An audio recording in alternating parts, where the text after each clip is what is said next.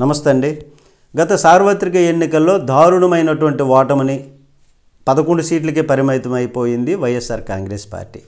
అయితే దాని తరువాత సార్వత్రిక ఎన్నికల తరువాత జరిగినటువంటి అన్ని స్థానిక ఎన్నికల్లోనూ కూడా వైసీపీనే విజయం సాధిస్తూ వస్తుంది. విజయవాడలో జరిగినటువంటి స్థానిక కార్పొరేషన్ కమిటీ ఎన్నికల్లోనూ కూడా మొత్తం స్థానాలను గెలుచుకుంది.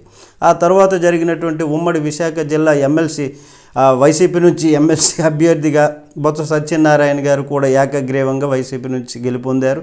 సరైనటువంటి సభ్యుల బలం లేకపోయినప్పటికీ కూడా కూటమి పోటీ చేయాలని భావించింది మొదట.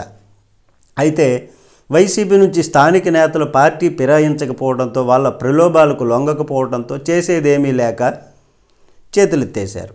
ఎమ్మెల్సీ ఎన్నికల బరి నుంచి కూటమి తప్పుకుంది. బొత్స ఏకగ్రీవంగా ఎన్నికయ్యారు.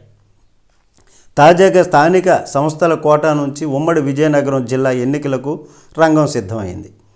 ఎమ్మెల్సీ ఎన్నికకు సంబంధించి నామినేషన్ ఘట్టం సోమవారంతో ముగిసింది. అయితే వైసీపీ నుంచి మాజీ ఎమ్మెల్యే శంబంగి వెంకట చినప్పలనాయుడు మాత్రం 2 సెట్ల నామినేషన్లు దాఖలు చేశారు.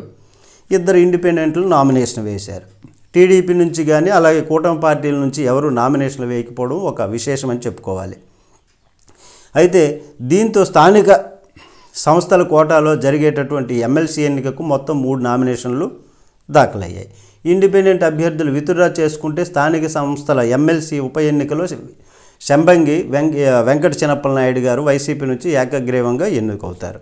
అలా కాకుండా ఇండిపెండెంట్లు బరిలో ఉంటే ఈ నెల 28న పోలింగ్ జరగనుంది.